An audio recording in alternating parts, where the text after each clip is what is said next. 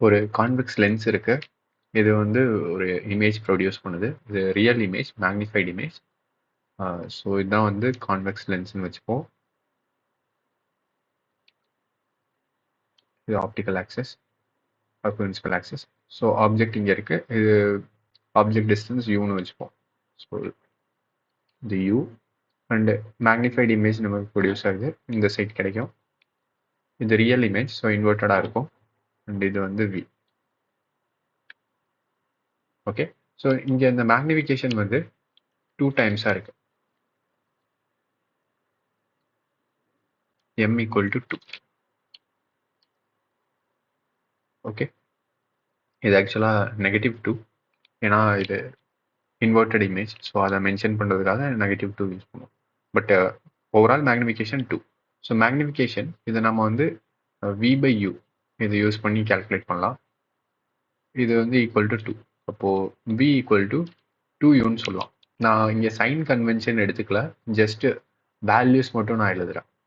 Okay, sign convention நம்ம இந்த equation எழுதும் போது கன்சிடர் பண்ணோம், பட் இப்போ வேண்டியதில்லை. ஸோ இதுலேருந்து நம்ம என்ன சொல்லலாம்னா, இமேஜ் டிஸ்டன்ஸ் ஆப்ஜெக்ட் டிஸ்டன்ஸோட கம்பேர் பண்ணும்போது 2i இருக்கும்னு சொல்லுவோம். அடுத்தது இன்னொரு பாயிண்ட், இந்த ஆப்ஜெக்ட்டுக்கும் இமேஜுக்கும் இருக்கிற distance 45 centimetre. So v + u இது வந்து 45 சென்டிமீட்டர். அண்ட் நமக்கு தெரியும் v = 2uன்னு. அப்போது 2u + u is 45 சென்டிமீட்டர். இதுலேருந்து 3u = 45 சென்டிமீட்டர்னு எழுதலாம். அப்போது u ஆப்ஜெக்ட் டிஸ்டன்ஸ் நமக்கு 15 சென்டிமீட்டர்னு கிடைக்கும். இப்போ நமக்கு ஆப்ஜெக்ட் டிஸ்டன்ஸ் தெரியுது. இதுலேருந்து இமேஜ் டிஸ்டன்ஸ் கால்குலேட் பண்ணலாம். ஸோ இமேஜ் டிஸ்டன்ஸ் வந்து 45 - 15 30 சென்டிமீட்டராக இருக்கும்.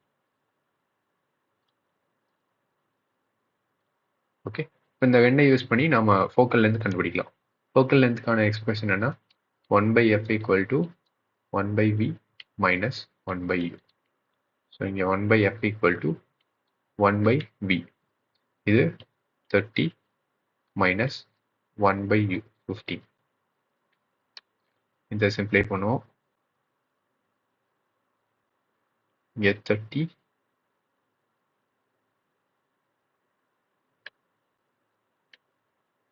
1 - 2. இப்போ இந்த ஈக்குவேஷன்ல நம்ம சைன் கன்வென்ஷன் யூஸ் பண்ணணும். அப்போ ஆப்ஜெக்ட் டிஸ்டன்ஸ் வந்து -15 வரும். ஸோ இது இங்கே நெகட்டிவ். ஸோ இது 1 + 2 வரும். 3/30 1/10. ஃபோக்கல் லென்த் வந்து 10 சென்டிமீட்டர்னு இருக்கும். ஸோ இங்கே ஃபோக்கல் லென்த் 10.